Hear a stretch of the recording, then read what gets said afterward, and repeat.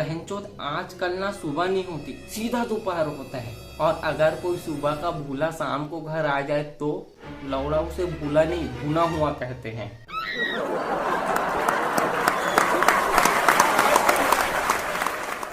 बहनचोद भाड़े में गए अच्छे दिन, ठंड के दिन कब आएंगे ये बताओ। अब की बार 50 डिग्री पार। भाई के लग इतनी गर्मी में भी ना लाइट कट जाती है। उस दिन ना 2 घंटे बिजली कटी थी। मेरे मोबाइल को देखा तो उसमें एक मैसेज आया था, लिखा था जो पसीने से नहाते हैं वो इतिहास बदलते हैं। और भेजने वाला कौन है? बिजली विभाग।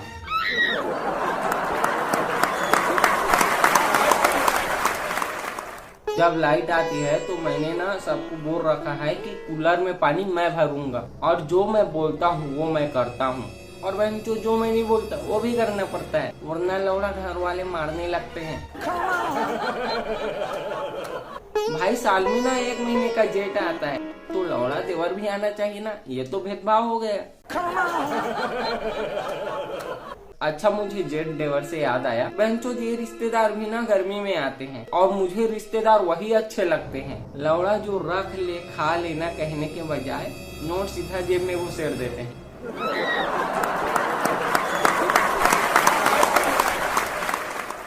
वैसे घुसेड़ने से याद आया, एक बार ना हमारे यहाँ भाभी की 2 बहनें आई थी।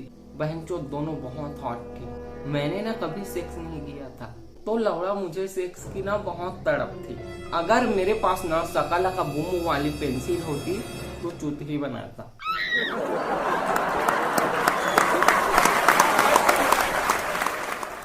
फिर ना एक दिन भाभी की एक बहन मुझे चाय देने आई, तो जब वो झुकी ना तो बहनचोद उसका दुपट्टा गिर गया। और ये बात आपको पता होगी कि बहनचोद कुछ चीजें गिर जाती हैं तो लौड़ा कुछ चीजें ना खड़ी हो जाती है।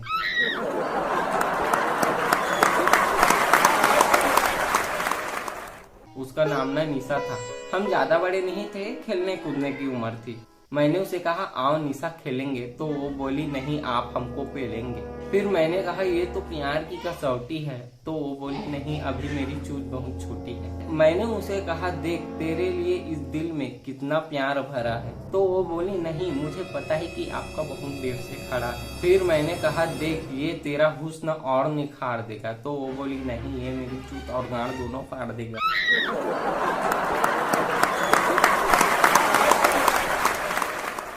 तो ना वो नहीं मानी। फिर ना मैं उसके एक और बहन के पास गया। सीधा मैंने उसे पूछा कीमत क्या है तेरे प्यार की? वो बोली 2000 रुपए, लेकिन जगह तुम्हारी होगी।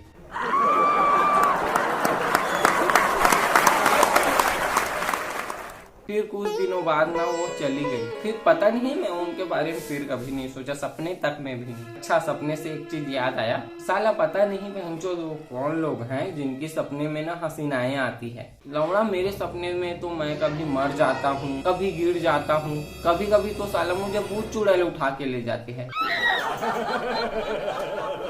तो साला मेरा पूरा गर्मी ऐसे ही बीता।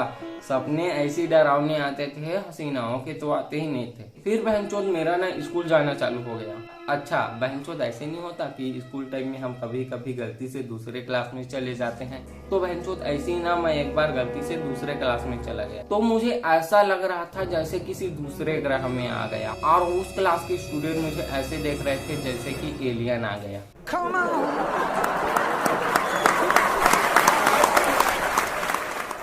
तो मैं वहाँ गलती से घुसा, लेकिन बहनचोद वहाँ मुझे ना एक लड़की दिखी और वो मुझे एकदम पसंद आ गई। मैंने सोच लिया कि बहनचोद मैं उस लड़की को ना पटाऊंगा। तो ना उस टाइम मेरा पेट थोड़ा निकला हुआ था, तो मैंने सोचा कि बहनचोद अब मैं पेट कम करूंगा और थोड़ा स्मार्ट बनूंगा। तो ना ये सोचकर उस रात मैंने डाइटिंग के लिए 1 रोटी कम खाई। फिर बहनचोद मुझे ना रात को 3 रोटी और चावल खाना पड़ा, तब जाकर नींद आया मुझे।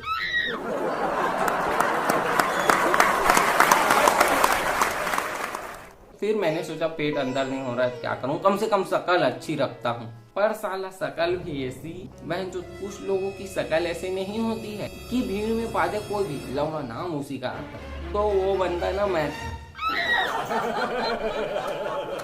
फिर मैंने सोचा बहन जो शक्ल अच्छी नहीं हो रही है तो अकल पे ध्यान दूं, पढ़ाई अच्छी करूं और उसे इम्प्रेस करके पढ़ा लूं। लेकिन बहन जो पढ़ाई में भी ऐसा था कि एक बार ना क्लास में हिंदी टीचर ने पूछा कि राम स्वरूप बीमार था, फलस्वरूप मर गया।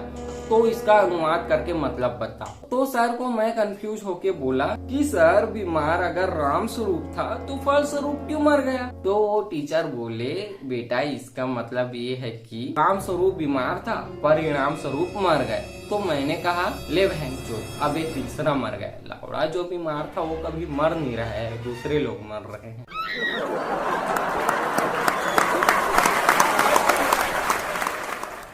तो ना मैं उस लड़की को पटा नहीं पा रहा था, परेशान रहता था। तो एक बार ना मेरे एक दोस्त ने कहा कि चल भाई मेरे एक रिश्तेदार की शादी है वहाँ चलते हैं अच्छा लगेगा। तो मैंने कहा क्या करूंगा मैं शादी में जाकर कि दारू मैं पीता नहीं, नाचना मुझे आता नहीं, लड़कियां मुझसे पटती नहीं। फिर मैंने ना उस लड़की का चुपके से रजिस्टर से नंबर चुरा लिया। मैंने उसे ना हाय करके मैसेज किया। बहनचोद अगर लड़कों द्वारा भेजे गए हाय को अगर लेंस लगाकर देखा जाए तो लिखा मिलेगा पटोगी क्या।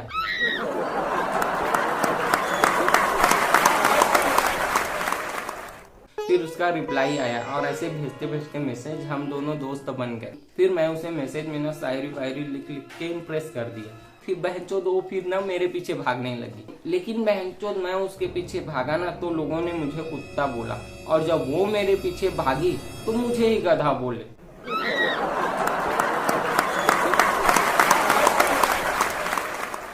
फिर हम दोनों में ना प्यार हो गया, और प्यार में जो होता है ना वो सब कुछ हुआ। अब बहनचोद कॉल क्यों नहीं किया से लेकर कॉल क्यों किया तब तक ही तो सफर इसका है। तो ये सब हुआ। फिर हमारा ना लौड़ा किसी कारण से ब्रेकअप हो गया। तो बहनचोद ब्रेकअप के बाद एक चीज समझ आया कि लौड़ा लड़कियां ना बॉयफ्रेंड द्वारा दिए गए मोबाइल को ब्रेकअप के बाद भी वापस नहीं करती है।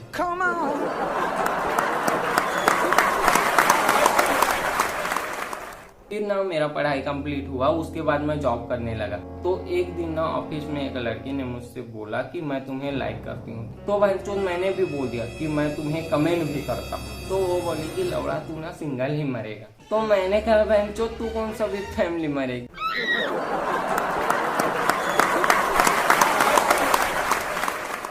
दरअसल बहनचोद मैं किसी और लड़के को पसंद करता था। अब लौड़ा प्राइवेट जॉब करने वाले हर बंदे के दिमाग में एक बार तो यह ख्याल जरूर आता है कि बहनचोद क्यों ना मैं मालिक की बेटी को पटाकर कंपनी का मालिक बन जाऊं।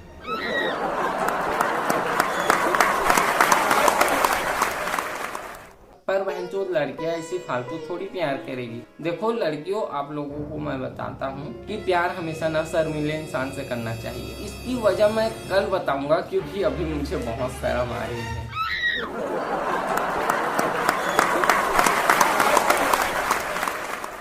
फिर ना मेरी बॉस की बेटी तो पटी नहीं, लेकिन वो लड़की जो मुझे लाइक करती थी उसे मैंने पटा लिया और मैंने अच्छा खासा मेहनत करके पैसा कमाया। फिर कोई दूसरी लड़की पसंद करके उससे मैंने सगाई कर ली। तो बहनचोद मुझे एक चीज समझ आया कि लौड़ा सगाई और शादी के बीच का जो समय होता है वो बहुत दुखद होता है, क्योंकि बहनचोद होने वाली मिल नहीं सकती और पुराने वाली मिलने को तैयार नहीं है।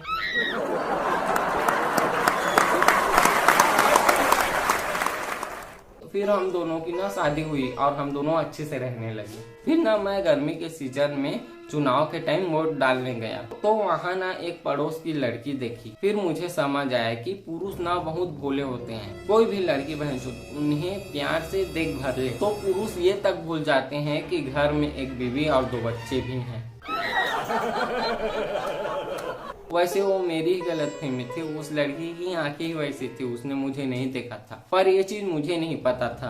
तो मैं उसके पास जाके उससे पूछा कि किसको दो। तो गुस्से से बोली घोसड़ी के तुमको तो बिल्कुल नहीं दूंगी, भले बैगन डाल के काम चला लूंगी।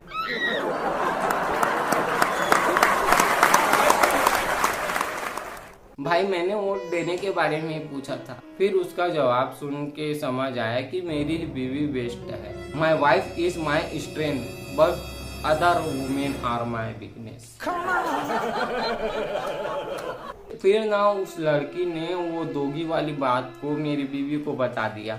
तो हम दोनों में बहुत ज्यादा झगड़ा होने लगा और हम लोग ऐसे ही झगड़ा होते थे। तो ये चीज का झगड़ा कुछ ज्यादा लोड ले लिया और मैं इस चीज को लेकर दिन भर परेशान रहने लगा। सोचता था कि बहनचोद कितनी अजीब बात है कि हम जिंदगी भर खुश रहने के लिए दिन भर परेशान रहते हैं। मैं ना उस चीज का टेंशन लेके दारू बहुत पीने लगा। तो ना एक बार मैं घर पी के आया, तो आते ही मेरी बीवी को बोला कि खाना लगाओ मोटी ढोल। तो वो गुस्से से बोली, अगर मैं मोटी ढोल हूँ तो तुम शराबी। तो मैंने कहा तुम अपनी सोचो, मैं तो सुबह तक ठीक हो जाऊंगा।